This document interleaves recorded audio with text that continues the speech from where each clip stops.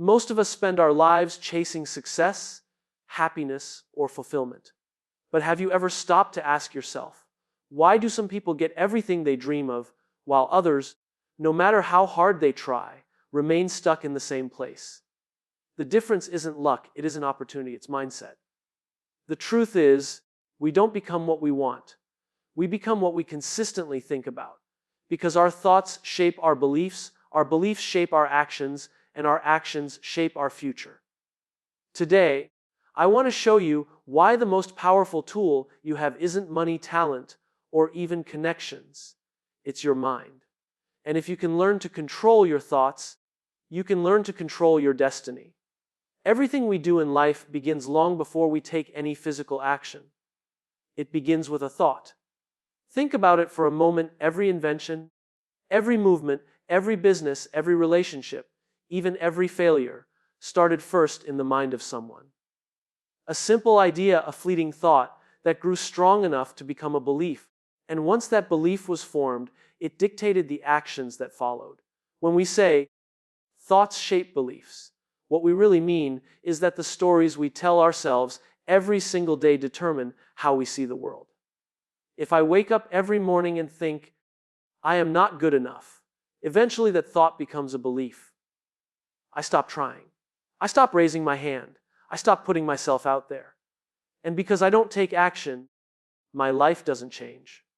Then I say, see, I knew I wasn't good enough, but that was never the truth. It was just the story I kept repeating until I believed it.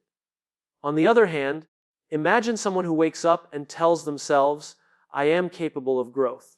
I may not know everything yet, but I can learn. That thought slowly becomes a belief.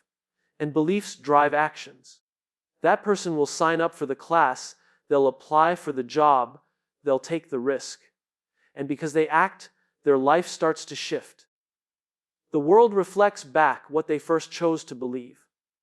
This is why two people can grow up in the same environment, with the same challenges, and yet create completely different outcomes.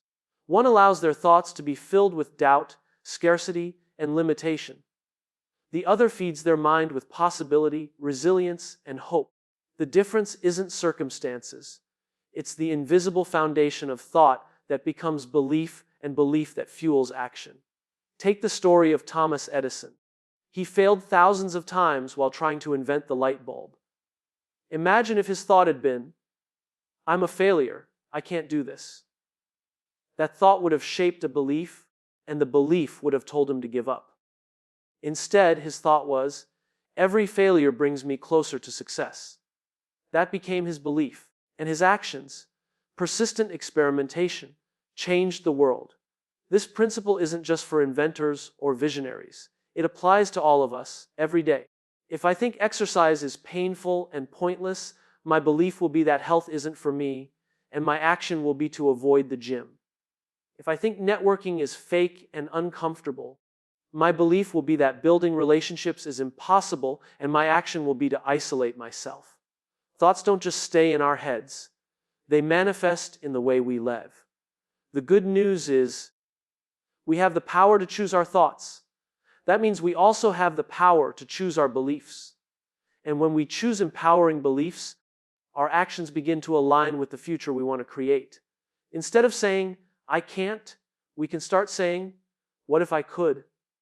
Instead of saying, this is impossible, we can say, how can I make this work?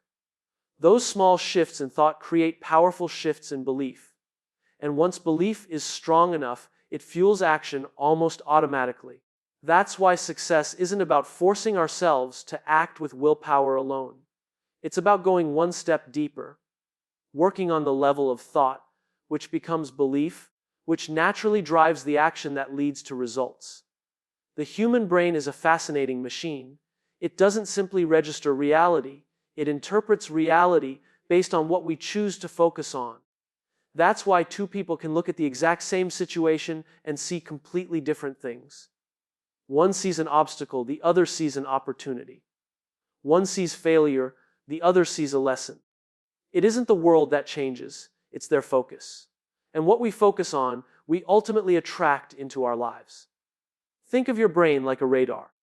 Out of the billions of bits of information around us, it filters and highlights only what matches our dominant thoughts. If you buy a red car, suddenly you start seeing red cars everywhere. Did the world suddenly fill up with red cars overnight? Of course not. It's just that your focus changed, so your brain filtered reality differently. The same thing happens with success, happiness, even relationships.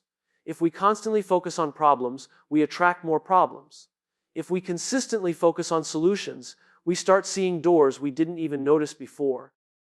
Take, for example, someone who constantly thinks, people can't be trusted. That thought becomes their focus. So everywhere they go, their brain looks for evidence that confirms it. They notice the lies, the betrayals, the disappointments. But here's the catch. They completely overlook the kindness, the honesty, the loyalty that also exists. Their focus shapes their reality. And because they're always expecting mistrust, they attract situations and relationships that fulfill that expectation. Now imagine the opposite: someone who believes there are good people out there. Their focus shifts. They start noticing the small acts of kindness around them. They recognize honesty when they see it. And because they trust first, they build stronger, more authentic relationships. Their focus attracts a different reality. This isn't magic, it's psychology. What we give our attention to expands in our lives. If you focus on gratitude, your mind becomes a magnet for noticing blessings. If you focus on fear, your mind becomes a magnet for noticing danger. The direction of your focus determines the direction of your life. Think about athletes. Before a game, the best players don't dwell on losing. They visualize winning. They focus on the feeling of victory, the perfect execution, the celebration. Their minds are so locked on success that their bodies and actions align with it. They're not just training their muscles, they're training their focus. And that focus attracts outcomes that match. The same is true in our careers. Someone who constantly says, there are no opportunities, will never see them, even if they are right in front of their face. But someone who says, I know opportunities exist, I just need to find them, will notice the job posting others ignore, the chance conversation that leads to a breakthrough, the door that opens when they knock. Their focus creates their fortune. It works in small daily ways too. If you wake up and focus on stress, you attract more stress. Every traffic jam feels personal, every delay feels unbearable, every mistake feels catastrophic. But if you wake up and focus on gratitude, suddenly traffic becomes a chance to listen to a podcast, delays become a reminder to slow down, mistakes become stepping stones. The circumstances didn't change, the focus did. And with it, the energy you attract into your life. The truth is, we cannot always control what happens around us, but we can always control what we focus on. Focus is the steering wheel of our mind, and where we direct it is where we go. Keep your focus on fear, and fear will dominate your world. Keep your focus on growth, and growth will find its way to you. Whatever we consistently think about, we move toward. And whatever we move toward, we eventually attract. When most people talk about success, they often point to external things, better opportunities, more resources, a stroke of luck, or being in the right place at the right time. But the truth is, circumstances are never the deciding factor. If they were, then every person born into wealth would automatically succeed, and every person born into struggle would automatically fail. Yet we know that's not how the world works. We see countless stories of people who started with nothing and created greatness. And at the same time, stories of those who had every advantage but never fulfilled their potential. What separates them isn't circumstance, it's mindset. Clarity of mindset is the foundation on which success is built. If we don't know what we believe, if we don't know where we're going, then no amount of money or resources can help us. It's like sailing a ship with no compass. No matter how strong the wind, you'll end up lost. But when the mind is clear, when we know what we want, why we want it, and what we believe about ourselves, then circumstances become secondary. The wind might shift, the storms might come, but clarity of mindset becomes the anchor that keeps us moving in the right direction. Think of Steve Jobs. He didn't have extraordinary resources when he first started Apple. He worked in a garage, not in a shiny corporate office. What he did have was clarity. Clarity that technology should be beautiful, simple, and designed for humans, not engineers. That mindset drove every decision he made. And because his mindset was clear, the circumstances, the lack of money, the lack of status, didn't stop him. Clarity fueled persistence, and persistence created results. Now contrast that with someone who has all the external advantages: money, connections, education. Without clarity of mindset, those circumstances don't translate into long-term success. They drift from one thing to another, chasing trends, following what others expect, and never building anything that lasts. They might appear successful for a moment, but without clarity, they lose direction and eventually burn out.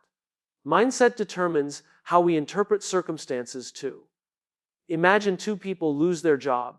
One person sees it as proof that life is unfair, that they're not good enough, and they spiral downward.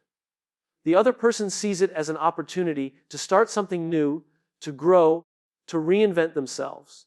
Same circumstance, two completely different outcomes, all because of mindset. Clarity of mindset also gives us resilience. When you know your why, setbacks don't feel like dead ends, they feel like detours. If your mindset is clear that your purpose is to serve, to grow, to make an impact, then no obstacle can shake you for long. You adjust, you learn, you move forward. But if your success depends only on circumstances being perfect, then the first obstacle knocks you down. This is why so many people chase external markers of success, titles, money, recognition, yet still feel empty. They focused on circumstances instead of mindset. They built tall buildings with no foundation. But those who begin with clarity of mind, who know their purpose and their values, create success that lasts. Their mindset becomes a compass that not only guides them forward, but also inspires others to follow. So when we think about success, we must stop asking, what circumstances do I need? And start asking, what mindset do I need? Because the right mindset can transform the worst circumstances into stepping stones, while the wrong mindset can turn the best opportunities into wasted chances. Success doesn't begin with what's outside. It begins with the clarity of what's inside. The most dangerous obstacles in life are not the ones we can see, but the ones we can't. A wall in front of us is easy to recognize. We can climb it, go around it, or break through it. But the walls we build in our minds, those invisible barriers of negative thinking, are far more destructive because most of the time we don't even realize they're there. And yet, they quietly control how far we go. Negative thinking has a way of disguising itself as truth. When we think, I'm not smart enough, I'm too old, I don't have the resources, it feels like a statement of fact. But it's not truth, it's a filter. It's a lens that colors every opportunity we see. Imagine putting on glasses with dark, cloudy lenses. No matter how bright the sun shines, the world will always look dim. Negative thinking does the same thing. It blinds us to possibilities that exist right in front of us. Think about someone who wants to start a business. If their mindset is, most businesses fail, so I probably will too, they don't even take the first step.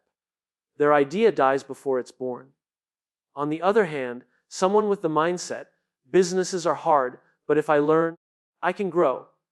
We'll try, experiment, and eventually figure it out. The difference isn't intelligence or opportunity. It's the invisible barrier of negative thought. Negative thinking also creates self-fulfilling prophecies. If I believe I will fail, I approach challenges with hesitation. I don't give my full energy, I don't take bold action, and as a result, I do fail. Then I say, see, I knew it. The failure wasn't because I wasn't capable. It was because the barrier in my mind prevented me from giving myself fully to the opportunity. Growth requires effort, but negative thinking convinces us not to try. What makes these barriers so dangerous is that they feel safe. Negative thinking whispers, don't risk it, stay where you are, protect yourself. And for a while that feels comfortable. But comfort is not the same as growth. Staying in the same place doesn't protect us, it traps us. The barrier we think is keeping us safe is actually keeping us small. History is filled with people who shattered these invisible barriers. Take Roger Bannister, the first man to run a mile in under 4 minutes. For decades, experts said it was impossible. That was the negative belief society carried. And as long as people believed it, no one even came close. But once Bannister broke the barrier, suddenly dozens of runners followed. What changed? Human physiology didn't change, the belief did. Once the invisible barrier was removed, growth exploded. The same principle applies in our personal lives. If I believe I'm not worthy of love, I unconsciously push people away. If I believe I'm bad with money, I avoid learning about finances, and the cycle continues. These beliefs are not external walls, they are internal cages. And the tragedy is that many people live their entire lives inside these cages, without ever realizing the key was in their pocket all along. The first step to breaking these barriers is awareness. To catch ourselves when we say, "I can't," and ask, "Is that really true? Or is it just a thought I've repeated so many times it feels true?" Once we challenge those thoughts, we begin to see that the barriers were never as solid as they seemed. They were shadows, not walls. And when we remove them, growth becomes not only possible, but inevitable. So often, it is not the world that holds us back, but the negative stories we tell ourselves. The good news is, if those stories can be written, they can also be rewritten. And the moment we change the narrative in our minds, we tear down the invisible walls that have kept us from becoming who we were meant to be. The most powerful shift we can make in life is not changing our environment, not changing our circumstances, not even changing the people around us. It's changing the way we interpret what happens to us. Reframing our thoughts is like adjusting the lens through which we see the world. The situation may stay the same, but the meaning we assign to it completely transforms how we feel, how we act, and ultimately what we achieve. Consider this: two people face rejection. One thinks, "I'm a failure, I'm not good enough." The other thinks, "This was practice, and I just learned something that will help me get closer to success." Both experienced the same event, but the way they framed it determined their next action. The first person gives up, while the second person tries again, this time stronger. Over time, those repeated choices compound into entirely different lives. Our brains are wired to follow patterns. If we repeatedly frame setbacks as proof that we're not capable, we create a habit of giving up. But if we train ourselves to frame setbacks as feedback, then our brain learns to respond with resilience. We start to see obstacles not as roadblocks, but as detours guiding us toward a better path. That's the beauty of reframing. It doesn't erase difficulties, but it gives us the power to respond differently. Think about Thomas Edison's famous words when asked about his failures in creating the light bulb. He said, "I haven't failed. I've just found 10,000 ways that won't work." That's reframing at its finest. Instead of calling those attempts failures, he called them discoveries. That shift in perspective kept him motivated, kept him experimenting, and eventually led him to one of the greatest inventions in history. If he had framed those experiences as defeat, he would have stopped long before success arrived. Reframing also impacts our daily lives in subtle but profound ways. If someone cuts us off in traffic, we can frame it as, "People are rude and selfish," which fills us with anger. Or we can frame it as, "Maybe they're rushing to help someone in an emergency," which gives us compassion. The situation hasn't changed, but the frame we choose changes our emotional state and how we carry ourselves into the rest of the day. In our careers, reframing can be the difference between stagnation and growth. Imagine receiving critical feedback from a boss. If we frame it as, "They don't like me, I'm not capable," we shut down. But if we frame it as, "This is valuable insight that can make me better," we lean in, we improve, and we grow. The frame determines whether the feedback becomes a weight or a gift. Science backs this up as well. Neuroscience shows that when we consistently reframe negative experiences into constructive ones, we actually rewire neural pathways in the brain. This means reframing isn't just a motivational idea. It physically changes how our brains operate. Over time, we become more resilient, more optimistic, and more action-oriented. Not because life became easier, but because we trained our minds to interpret it differently. The most inspiring people in the world aren't those who never struggled. They are the ones who chose empowering frames for their struggles. Nelson Mandela spent 27 years in prison, but instead of framing it as wasted time, he framed it as preparation. He said prison taught him patience and perspective, lessons that later allowed him to lead his country with wisdom and forgiveness. His frame changed not just his life, but the lives of millions. When we reframe our thoughts, we give ourselves the gift of choice. We are no longer prisoners of circumstances. We become creators of meaning. And that meaning shapes our behavior, which shapes our destiny. The world doesn't always change, but when we change the way we see the world, the outcomes we create begin to change. The most important conversation you will ever have is not with your boss, your friends, your partner, or even your family. It's the conversation you have with yourself every single day. That inner dialogue, the voice inside your head, shapes the way you see yourself, the way you see the world, and the choices you make. And over time, those choices create your future. If that inner dialogue is filled with doubt, fear, and criticism, your future will reflect that. But if it's filled with belief, courage, and encouragement, your future will expand beyond what you once thought possible. We often underestimate the power of self-talk. Most people would never speak to others the way they speak to themselves. Imagine saying to a friend, "You're not good enough. You're going to fail. Why even try?" It would crush them. Yet many of us allow that exact dialogue to run through our own minds daily. And the truth is, our subconscious listens. When we keep repeating those negative words, they sink deep and begin to define how we act. But here's the remarkable thing: just as negative self-talk limits us, positive and empowering inner dialogue can transform us. When we tell ourselves, "I am capable of learning, I am worthy of trying, I am stronger than I think," our brain starts to align with those beliefs. The words become fuel, and the fuel drives action. Over time, those small affirmations compound into real achievements. Mastering that voice inside isn't about pretending everything is perfect. It's about choosing words that move us forward instead of holding us back. Consider athletes again. Before stepping onto the field, the greatest competitors don't tell themselves, "I'm probably going to miss the shot." They repeat mantras like, "I've trained for this, I'm ready, I can do this." Their inner dialogue sets the stage for peak performance. It's not arrogance, it's preparation of the mind. They understand that mastering the inner voice is just as critical as mastering the physical skill. The same applies in business or personal growth.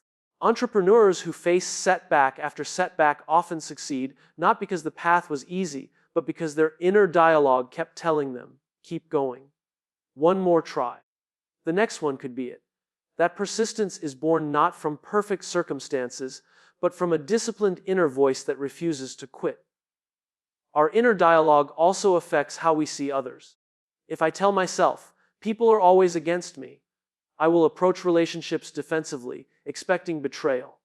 But if I tell myself, "People want to connect and grow with me," I show up with openness, and that openness invites trust.